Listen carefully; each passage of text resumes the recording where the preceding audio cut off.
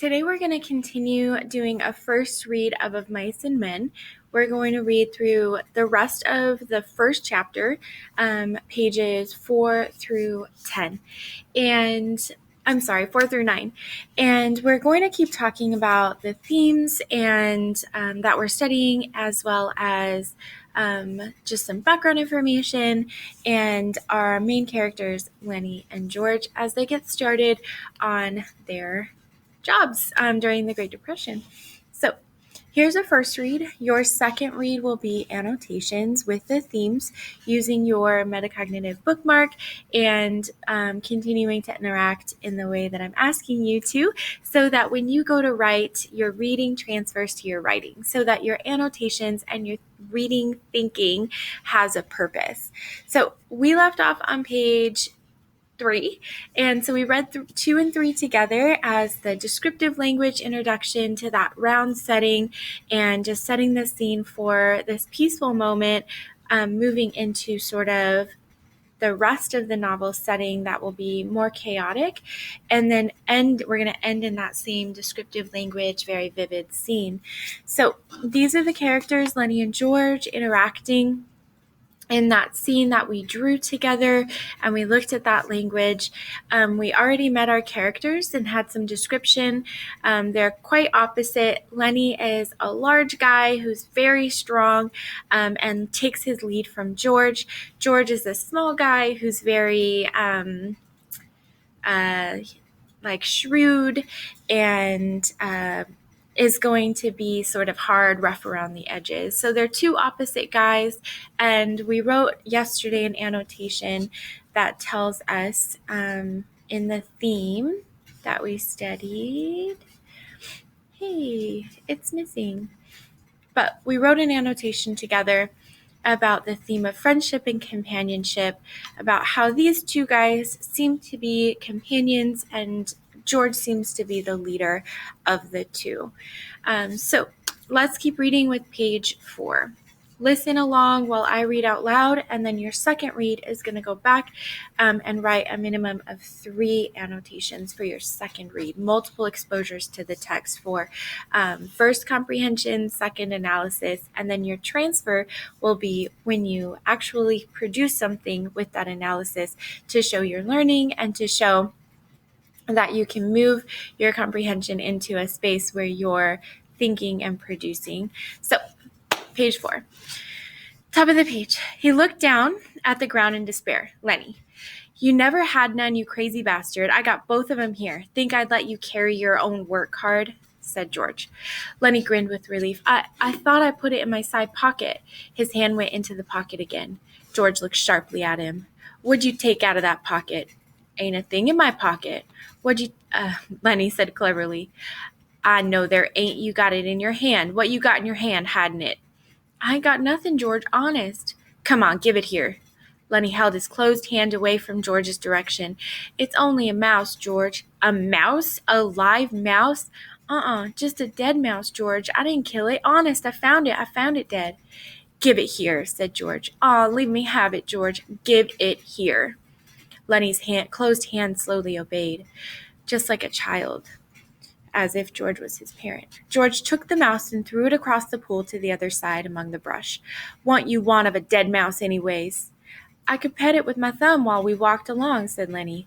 Well, you ain't petting no mice while you walk with me. You remember where we going now? Lenny looked startled, and then in embarrassment hid his face against his knees. I forgot again. Jesus Christ, George said resignedly. Well, look, we're going to go on a ranch like the one we come from up north. Up north? In Weed. Oh, sure, I remember, in Weed. That ranch we're going to is right down there about a quarter mile. We're going to go in and see the boss. Now, look, I'll give them the work tickets, but you ain't going to say a word. You just stand there and don't say nothing. If he finds out what a crazy bastard you are, we won't get no job. But if he sees you work before he hears you talk, we're set. You got that? Sure, George, I got it. Okay, now when we go to see the boss, what you gonna do? Lenny thought. His face grew tight with thought. I ain't gonna say nothing, just gonna stand there. Good boy, that's swell. You say that over 2-3 times, so you sure won't forget it. Lenny droned to himself softly. I ain't gonna say nothing. I ain't gonna say nothing. I ain't gonna say nothing. Okay, said George. And you ain't gonna do no bad things like you done in Weed neither. Lenny looked puzzled. Like I done in Weed? Oh, so you forgot that too, did ya? Well, I ain't gonna remind you. Fear you do it again. A light of understanding broke on Lenny's face. They run us out of Weed, he exploded triumphantly. Run us out hell, said George disgustedly. We run. They was looking for us, but they didn't catch us. Lenny giggled happily. I didn't forget that, you bet. George lay back on the sand and crossed his hands under his head, and Lenny imitated him, raising his head to see whether he was doing it right. God, you're a lot of trouble, said George. I could get along so easy and so nice if I didn't have you on my tail. I could live so easy and maybe have a girl. For a moment, Lenny lay quiet, and then he said hopefully, We gonna work on a ranch, George. All right, you got that, but we're gonna sleep here because I got a reason. The day was going fast now. Only the tops of the Gablayan Mountains flamed with the light of the sun that had gone from the valley. A water snake slipped along the pool, and its head held up like a little periscope.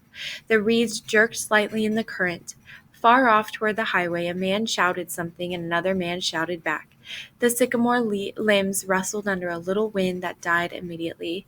A lot more of that really pretty descriptive language of the setting that these guys are kind of interacting in.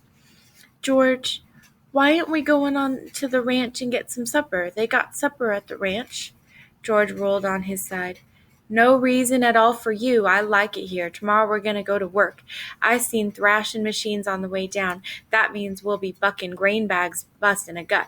Tonight I'm going to lay right here and look up. I like it. Lenny got up on his knees and looked down at George. Ain't we going to have no supper? Sure we are. If you gather up some dead willow sticks, I got 3 cans of beans in my bindle. You get a fire ready. I'll give you a match when you get the sticks together, then we'll heat the beans and have supper. Lenny said, I like beans with ketchup. Well, we ain't got no ketchup. You go get wood, and don't you fool around. It'll be dark before long. Lenny lumbered to his feet and disappeared in the brush. George lay where he was and whistled softly to himself. There were sounds of splashings down the river in the direction Lenny had taken. George stopped whistling and listened. Poor bastard, he said softly, and then went on whistling again. In a moment, Lenny came crashing back through the brush. He carried one small willow stick in his hand. George sat up. All right, he said brusquely. Give me the mouse. But Lenny made no elaborate pantomime of innocence. What mouse, George? I ain't got no mouse. And George held out his hand. Come on, give it to me. You ain't putting nothing over. Lenny hesitated, backed away, looked wildly at the brush line as though he contemplated running for his freedom. George said coldly, You gonna give me that mouse or do I have to sock you? Give you what, George? You know goddamn well what. I want that mouse. Lenny reluctantly reached into his pocket. His voice broke a little. I don't know why I can't keep it. It ain't nobody's mouse. I didn't steal it. I found it lying right beside the road. George's hand remained outstretched imperiously. Slowly, like a terrier who doesn't want to bring a ball to his master, Lenny approached, drew back, approached again. George snapped his fingers sharply, and at the sound, Lenny laid the mouse in his hand. I wasn't doing nothing bad with it, George, just stroking it.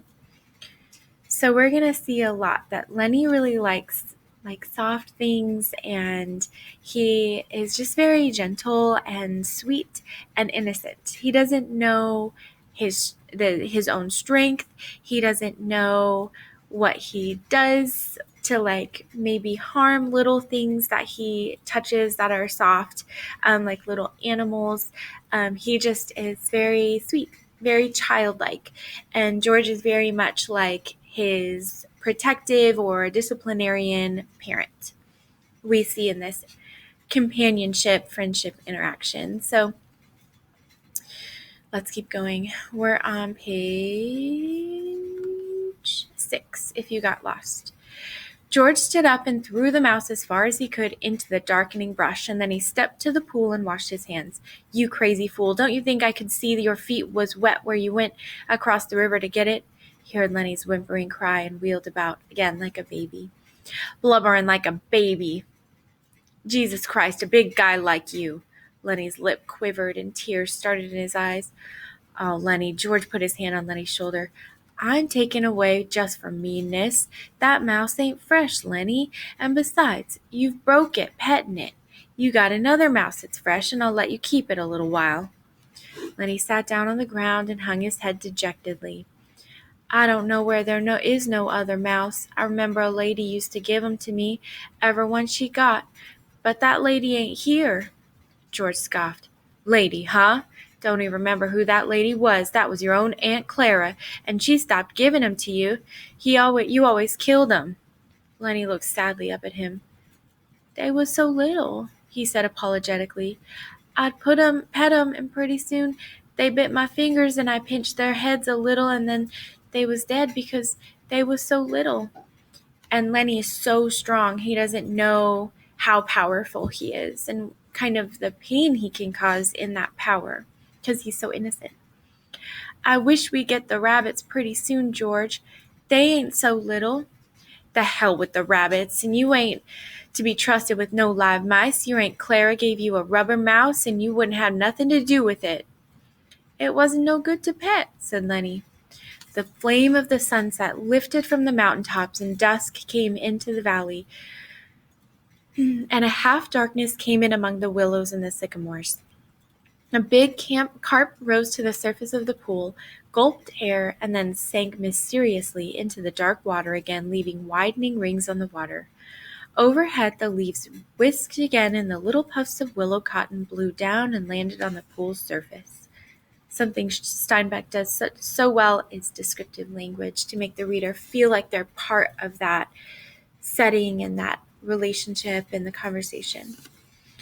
"You gonna get that wood?" George demanded. "There's plenty right up against the back of that sycamore, floodwater wood. Now you get it." Lenny went behind the tree and brought out a litter of dried leaves and twigs. He threw them in a heap on the old ash pile and went back for more and more. It was almost night now. A dove's wings whistled over the water. George walked to the fire pile and lighted the dry leaves. The flame cracked up among the twigs and fell to work. George undid his bindle and brought out 3 cans of beans. He stood them about the fire, close in against the blaze, but not quite touching the flame. "There's enough beans for 4 men," George said. Lenny watched him over the fire. He said patiently, "I like 'em with ketchup." "Well, we ain't got any," George exploded. "Whatever we ain't got, that's what you want. God almighty, if I was alone, I could live so easy. I could go get a job and work and no trouble. No mess at all. And when the end of the month come, I could take my $50 and go into town and get whatever I want. Why, I could stay in a cat house all night. I could eat any place I want, hotel or any place, order any damn thing I could think of. And I could do it all of that every damn month. Get a gallon of whiskey or sit in a pool room and play cards and shoot pool." Lenny knelt and looked over the fire at the angry George, and Lenny's face was drawn with terror. "And what do I got?" George went on furiously. "I got you. You can't keep a job, and you lose me every job I get. Keep me shoving all over the country all the time, and that ain't the worst. You get in trouble. You do bad things, and I gotta get you out." His voice rose nearly to a shout. "You crazy son of a bitch, you keep me in hot water all the time." He took on the elaborate manner of little girls when they are mimicking one another. "Just wanted to feel that little girl's dress, just wanted to pet it like it was a mouse. Well, how the hell did she know you just wanted to feel her dress? She jerks back and you hold on to it like it was a mouse. She yells and we gotta hide in an irrigation ditch all day with guys looking for us, and we gotta sneak out in the dark and get out of the country. All the time something like that, all the time. I wish I could put you in a cage with a million mice and let you have fun." His anger left suddenly. He looked across at the fire at Lenny's anguished face, very, very sad and distressed, and then he looked ashamedly at the flames. It was quite dark now, but the fire lighted the trunks of the trees and the curving branches overhead. Lenny crawled slowly and cautiously around the fire until he was close to George. He sat back on his heels. George turned the bean can so that the another side faced the fire. He pretended to be unaware of Lenny so close beside him. "George?" He very softly. No answer. "George?" "What do you want?" "I was only fooling, George. I don't want no ketchup. I wouldn't eat no ketchup if it was right here beside me." "If it was here, you could have some." But I wouldn't eat none, George. I'd leave it all for you. You could cover your beans with it, and I wouldn't touch none of it. George still stared morosely or very sadly at the fire. When I think of the swell time I could have without you, I go nuts. I never get no peace. Lenny still knelt. He looked off into the darkness across the river. George, you want I should go away and leave you alone? Where the hell could you go? Well, I could go off in the hills there, someplace I'd find a cave. Yeah, how'd you eat? You ain't got sense enough to find nothing to eat. I'd find things, George. I don't need no nice food with ketchup. I'd lay out in the sun and nobody'd hurt me. And if I found a mouse that could keep it, nobody'd take it away from me. George looked quickly and searchingly at him. I've been mean, ain't I? If you don't want me, I can go off in the hills and find a cave. I can go away any time. No, look, I was just fooling, Lenny, 'cause I want you to stay with me. Trouble with mice is you always kill 'em. He paused. Tell you what I'll do, Lenny. First chance I get, I'll give you a pup. Maybe you wouldn't kill it. That'd be better than mice, and you could pet it harder. Lenny avoided the bait. He had sensed his advantage. If you don't want me, you could just got to say so, and I'll go off in those hills right there, right up in those hills and live by myself, and I won't get no mice stole from me. George said, I want you to stay with me, Lenny. Jesus Christ, somebody'd shoot you for a coyote if you was by yourself. Now, you stay with me. Your Aunt Clara wouldn't like you running off by yourself, even if she is dead. Lenny spoke craftily. Tell me, like you done before. Tell you what? About the rabbits. George snapped. You ain't gonna put nothing over on me. Lenny pleaded. Come on, George, tell me, please, George, like you done before. You get a kick out of that, don't you? All right, I'll tell you, and then we'll eat our supper. So let's pause here. This is another really good example of the theme we're looking at of friendship and companionship. During this time, it would have been so difficult to provide for two people, let alone yourself. And so the fact that George takes on the companionship of Lenny shows us that it wasn't about providing for Lenny as much as needing someone to understand you or to be beside you or to share in life with you. And so as much as a burden of Lenny is because he can't understand really what's going on, George needs him as part of his life to sort of have that security of friendship and companionship. Let's keep going. So top of page 8, we're going to now get into a description of the hope that these two guys have during this very desolate, very sad time in history. And so they have each other, they have companionship, and they also are living in this hope that even though they're going through this very difficult struggle, that there's something on the other side that they can keep working for, their motivation to keep going through this struggle and this depression. George's voice became deeper. He repeated his words rhythmically as though he had said them many times before. Guys like us, they work on ranches, are the loneliest guys in the world. They got no family. They don't belong no place. They come to a ranch and work up a stake or kind of like a little savings of money. And then they go into town and blow their stake, and the first thing you know, they're pounding their tail on some other ranch. They ain't got nothing to look ahead to. Lenny was delighted. That's it. Now tell how it is with us. So these guys are different because they have each other, and then because they have this hope for their future.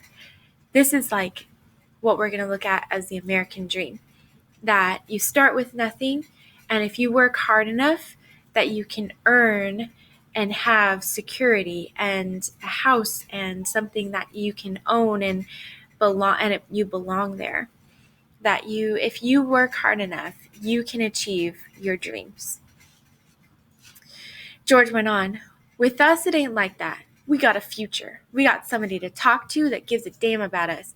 We don't have to sit in no bar room blowing in our jack just because we got no place else to go. If them other guys gets in jail, they can rot for all anybody gives a damn, but not us. Right? These guys are different than everyone else because they have each other and they have a dream. Lenny broke in, but not us. And why? Because I got you to look after me and you got me to look after you, and that's why. He laughed delightedly. Go on now, George. You got it by heart. You can do it yourself. No, I forget some of things. Tell me how it's going to be.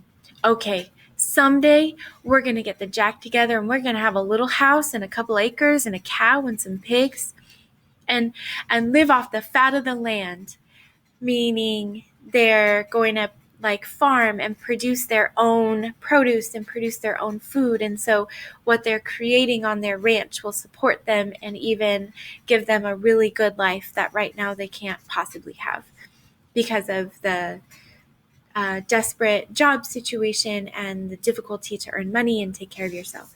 Lenny shouted, and have rabbits. Go on, George. Tell them what we're going to have in the garden and about the rabbits and the cages and about the rain and the winter and the stove and how thick the cream is on the milk like you can hardly cut it. Tell about that, George. Why don't you do it yourself? You know all of it. No, you tell it. It ain't the same if I tell it. Go on, George. How I get to tend the rabbits. So Lenny's looking forward to being able to care for something, have something depend on him instead of he just always depending on George, maybe. Well, said George, and we'll have the big vegetable patch and a rabbit hutch. That's like a little place for rabbits to live and chickens. And when it rains in the winter, we'll just say the hell with going to work and we'll build up a fire in the stove and sit around it and listen to the rain coming down on the roof. Nuts. He look at it, took out his pocket knife. I ain't got time for no more. He drove his knife through the top of one of the bean cans, sawed out the top, and passed the can to Lenny. Then he opened a second can. From his side pocket he brought out 2 spoons and passed one of them to Lenny. They sat by the fire and filled their mouths with beans and chewed mightily. A few beans slipped out of the side of Lenny's mouth. George gestured with his spoon. What you gonna say tomorrow when the boss asks you questions? Lenny stopped chewing and swallowed. His face was concentrated. I ain't gonna say a word.